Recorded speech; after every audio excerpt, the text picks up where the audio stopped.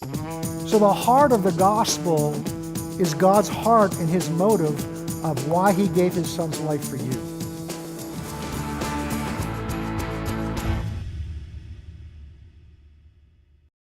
Faith is seeing with the inner eye of the Spirit what the physical eye cannot see. Faith is seeing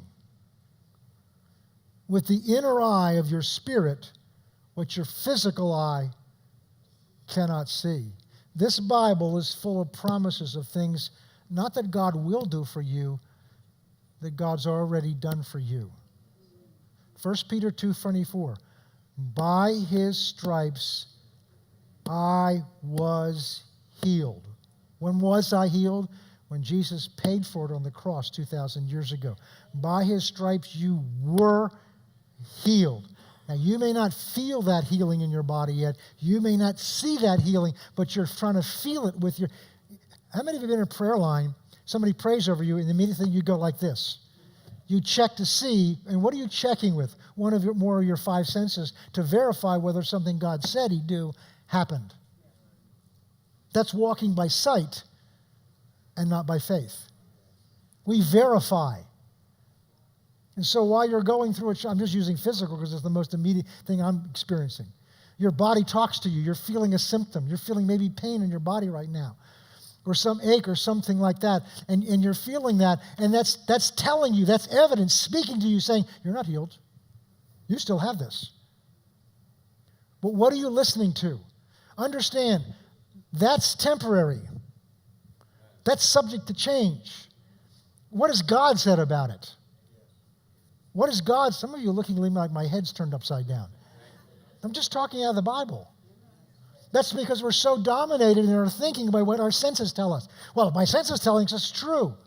I love what Marilyn says. Marilyn knew about it. No, that's a fact. But there's a difference between fact and truth. Fact can change. I was lost and now I'm found. I've had times when we were broke. We're not broke now. That brokenness changed. Truth never changes. Because Jesus is the truth. I am the way, the truth, and the life. Jesus the same yesterday, today, and forever. Truth trumps facts. Facts are real. They did that biopsy, and what they said they found, I'm not doubting that it was there. But there's a truth that can override those facts, which is that by the stripes of Jesus, I have been healed. Not in the future. It was paid for. And if it's paid for, it's mine. And it's not just in healing. We have to learn to walk by faith. If we're going to walk in the Spirit, you can't see the Spirit. You can't hear the Spirit unless you're using your inner sense, your inner ears and your inner eyes. So we're going to begin to look at some examples of this in the time we're going to begin to look at it. Oh, here's the difference. Faith is seeing with the inner eye of the Spirit what the physical eye cannot see. Listen carefully to this, because you have faith if you're a Christian. That's part of the fruit of the Spirit. You have faith. What you're struggling with isn't faith, it's unbelief. Faith is seeing with the inner eye of the Spirit what the physical eye can't see. So it's seeing something that exists, but it exists in the spirit realm. Unbelief is trusting more in what the natural sense tells us as opposed to what God's Word has said. I'll say that again. Unbelief is trusting more in what our natural senses tell us as opposed to what God has said. I want to give you some good examples. And the best example of walking by faith is Jesus. So let's take a look at a couple of stories of his. Mark chapter 4. Familiar stories. I don't want to dwell a lot on those because there's a big example I want to get to. Mark chapter 4, verse 35. Story of Jesus, that, he's told them, listen, we're going to go to the other side. Let's get in the boat. We're going to go to the other side. They get out there, and there's this terrible storm. And we've talked about this before. It's bad enough that these fishermen who are professional sailors are panicked. And where's Jesus? He's asleep on the back of the boat. Now, you may be going through a storm right now, and it may feel to you as if Jesus is asleep. But if he's asleep, he's in your boat.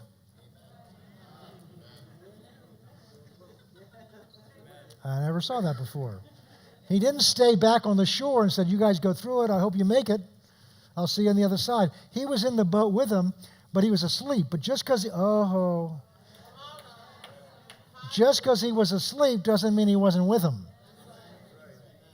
And the reason he was asleep is he said, we're going to the other side. And because he knew it was going to happen, he went to sleep. Faith rests. He had absolute confidence that what he said was going to happen. But on the wave from the one shore to the other, there was a terrible storm they went through, but that storm didn't bother him. So much that he could sleep in it. And again, the waves are coming over the bow of the boat. The boat's up and down, blowing all over the place. And Jesus is resting sound asleep. Why? Because he's not afraid of whether they're going to sink or not, because he said we're going to the other side. He knows we're going to the other side. I don't care what the devil throws at us. We're going to so I can go to sleep. Now, the disciples were not there. So Jesus was not moved by the wind and the waves, which were real. That water was blowing onto the boat. The wind was blowing. The boat was going up and down and all. But it didn't affect Jesus. He wasn't moved by that because he was so aware of the Spirit inside of him that what his natural senses told him could not influence it at all. Amen. The disciples panic and they wake him up. And I love it in this verse. It says, don't you care about us? Yeah, okay, verse 35. Go to the next verse. Now, when they left the multitude, they took him along with the boat as they was, and the little boats were also with him. Keep going, verse. And a great windstorm arose, and the waves beat into the boat, so that it was already filling with water. But he was in the stern, asleep on a pillow, and they woke him up and saying, Teacher, don't you care that we're perishing? See, when somebody is really walking in faith, it can look as if they don't care because they know the results ahead of time. They already know the results, so why would they care? Because they know the results. See, so when we don't know the results, that's why we're trying to get pity out of people. So you can't feel sorry for yourself and also get the results. Because to feel sorry for yourself is saying, I'm not going to get to the other side. I need somebody to feel sorry for me here. But if you know you're getting to the other side, you don't need. Why would people feel sorry? See, God's not going to feel sorry for you because he knows what he's already done for you. He knows what he's already done for you. Don't you care that we're perishing? Verse 39. Then he arose and rebuked the wind and said to the sea, Peace, be still. And the wind ceased, and there was a great calm. And he said to them, Why are you so fearful? How is it that you have no faith?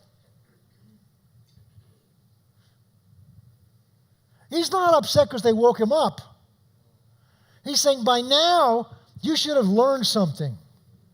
You should have realized, because I said we're going to the other side, that doesn't mean we're sinking. So they had his words, we're going to the other side, and then they had the wind and the waves, and there's getting water in the boat. That's real water. It's coming up around their ankles, and that water's speaking to them.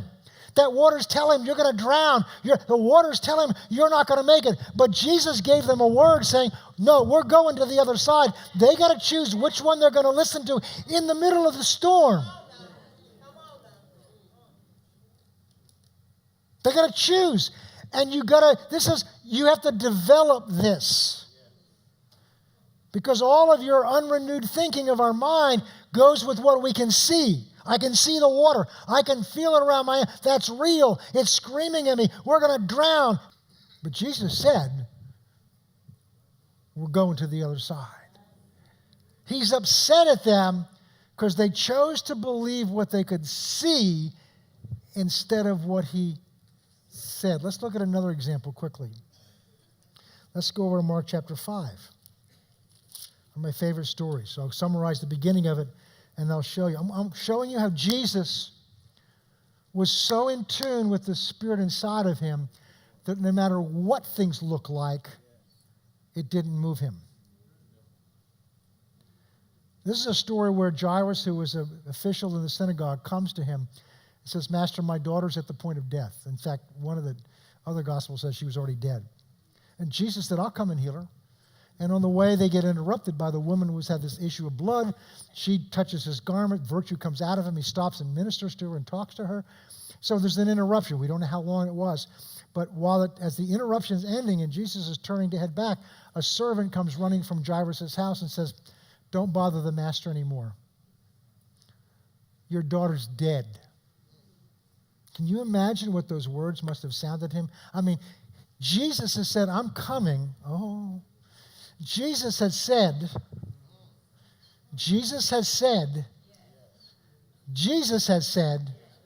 I will come and heal your daughter. Jesus has said. Jesus, the Son of God, has said, I will, not if I get there in time, not if there's no interruption. I will come and heal your daughter. Now he gets a report. Listen, it's too late. He didn't get there in time. Ever feel like God didn't get there in time? But God's the God of time. That's saying time can control God. Ooh, this is good stuff. That's saying circumstances of this world can stop or control God.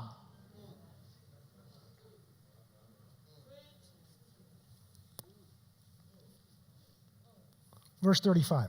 While he was still speaking, someone from the ruler of the synagogue's house came and said, your daughter's dead. Why trouble the teacher any longer? As soon as Jesus heard these words were spoken, he said to the ruler of the synagogue, do not fear, only believe. Here's what I believe happened. I believe he's walking down there, and he overhears the report. And I believe he turns around and grabs, this is my version, he grabs Jairus by the robe. And he says, man, what has this got to do with it? Fear not, only believe. What Jesus is saying is, I don't care whether she's dead or not. I said I was coming to heal your daughter. I don't care whether there's a storm and it looks like the boat's sinking. I don't care whether we got a death certificate saying she's dead. What's that got to do with it? I said I'm coming to heal her. By the way, you know who I am? I am the resurrection and I am the life. So I don't care if she's dead. But I need you to fear not. I need you to only believe. And then he takes his disciples and says, none of you stay here. Peter, James, and John, you come with me. So somehow he must have needed 3 of them that could hook in with him. The other 9, he gets there and they've already got a wake going on. I mean, they had professional whalers back in those days. And they're whaling all over the place. And he comes and says, she's not dead, she's alive. And they start mocking him. And he throws the funeral out. Now, don't do this unless you know. Don't try this at home, kids. Done by a professional. The point is, all of those information was a message that came to him through his senses. He heard the report. He saw the wind and the waves. And none of that moved him. And you know the story. He went and he raised her from the dead. The next story is, we're not going to have time to go read through it, but I'll tell you where it is. It's over in Mark chapter 9. Jesus has been on the mountain with Peter, James, and John again. And he has them stay aside. And he goes over, and all of a sudden, his body changes. And the Bible calls, he's transfigured. What that meant is the glory that was really on his inner nature begins to show up on the outside. And he appears as a glorified body. And then Moses and Elijah appear. And they're having this conversation. Now, Peter gets so excited, he wants to build 3 churches, tabernacles. He's trying to contain this experience and hold on to it. And then it gets even better because they hear a voice speaking from heaven. Not hear it in here, they hear it here. This is my beloved Son, in whom I'm well pleased. Listen to him. I mean, you talk about a mountaintop experience. Their senses are so filled up. Their physical, their eyes, their ears, their goosebumps, their flesh. So, I mean, they've seen Jesus transformed into physically who he really is in all of his glory.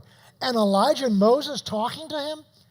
This wasn't something, they saw this. And they heard with these ears. So with their physical eyes, they saw something. With their physical ears, they heard God's voice speak about his Son.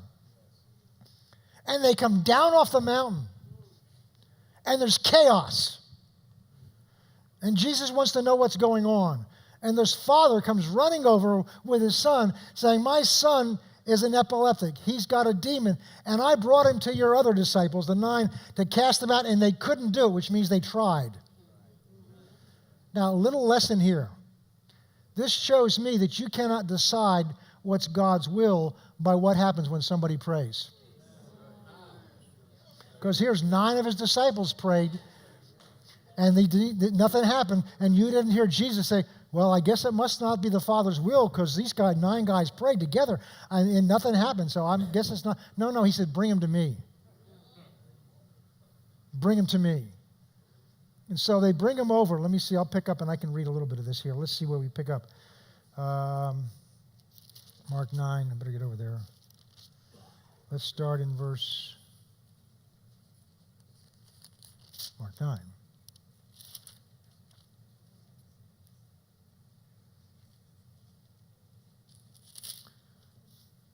Verse 19. See if they can put that up there. Go back to verse 19. Here you go. He answered and said to them, O faithless generation, how long will I believe? I believe he's frustrated. What frustrated him was unbelief. Especially his disciples. I mean, really what they'd seen.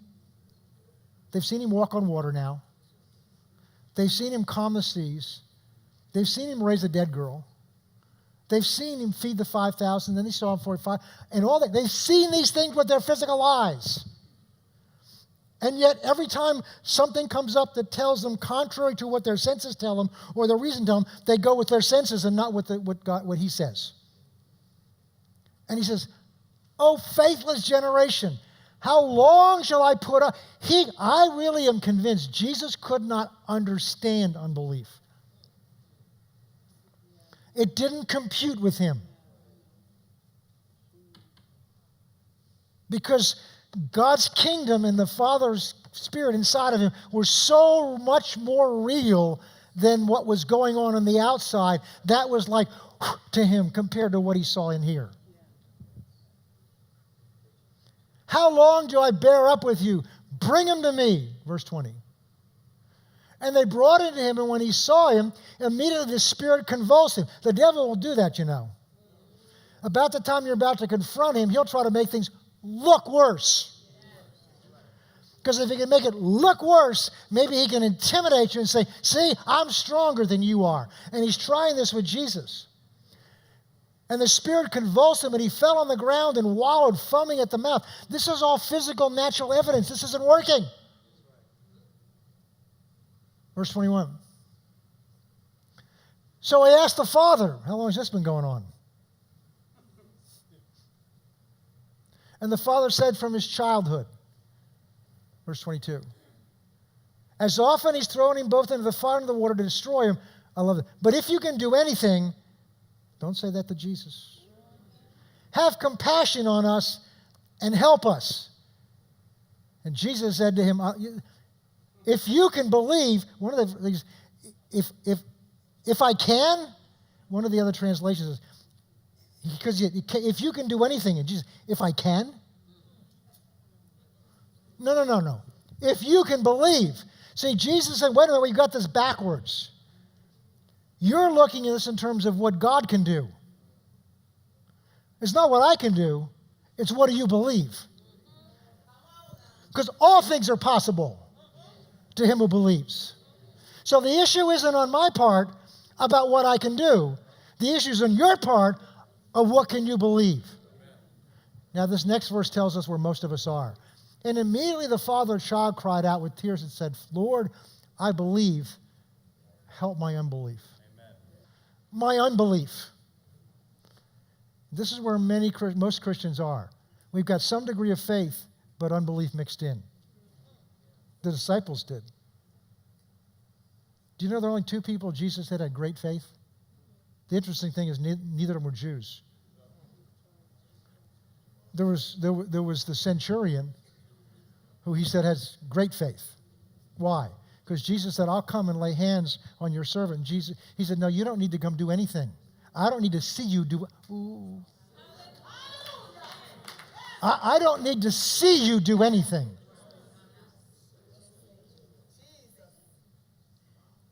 I don't need to see Brother Doodad come on Sunday night and lay hands on me. I don't need that. Just say the word. And Jesus went, yeah. Now I got somebody that has great faith. And he stopped his whole entourage and says, what, did you hear that, guys? I haven't seen such great faith in all of Israel. This is a Gentile. A Roman soldier has a greater understanding of faith than all of you do that have a covenant with me, God, through me.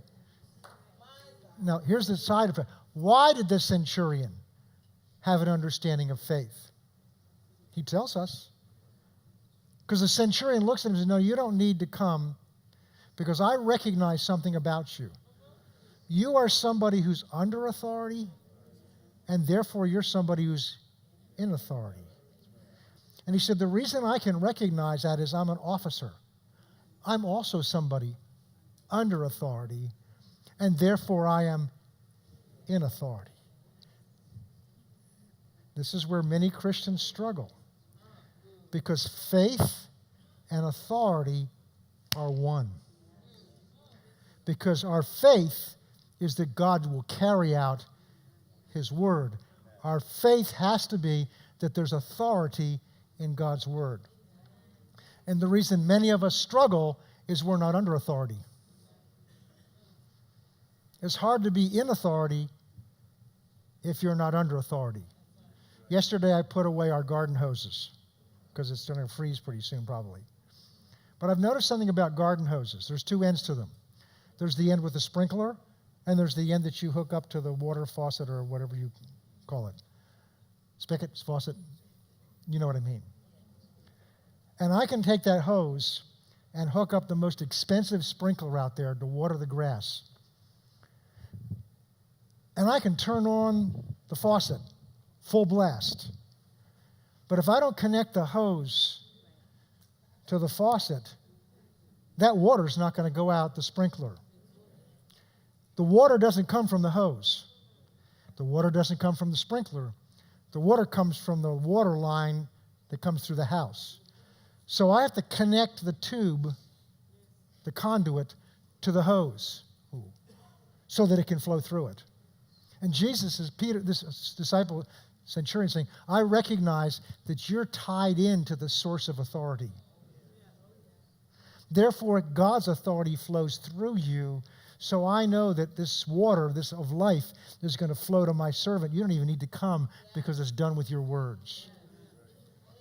Many of us are trying to we're trying to water the garden, but we're not hooked up to the faucet. We're not submitted to the faucet. We want to be our own faucet. I got to end here. With one last story. I'll just summarize. That's Jesus. Peter's great because Peter sees all things and he gets inspired. And another time, Jesus has sent them out on the boat, and he comes out walking in the storm on the water. And Peter, when they say, who? He gets scared, and Jesus said, it's me. And Peter says, if you, Lord, bid me to come. And you know the story. Peter got down out of the boat, and because Jesus said come, on the word come, Peter gets out of the boat and walks on the word come, because you can't walk on water, but you can walk on God's word. You can step out on God's word. And he gets out there, and it says he walked on water. He did it. But then he took his eyes off of Jesus and the word come and began to look with these. See, you can't see come with you got to do it in here.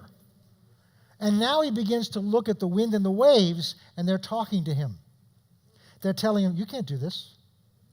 You can't walk on water, especially in a storm. Of course, you can't walk on water when it's calm either. So the storm has nothing to do with it. But it was evidence in his face that you can't do this. And the moment he began to take his attention off of the Spirit and put his attention on what his five senses told him, he began to sink. I believe, Lord, help my unbelief.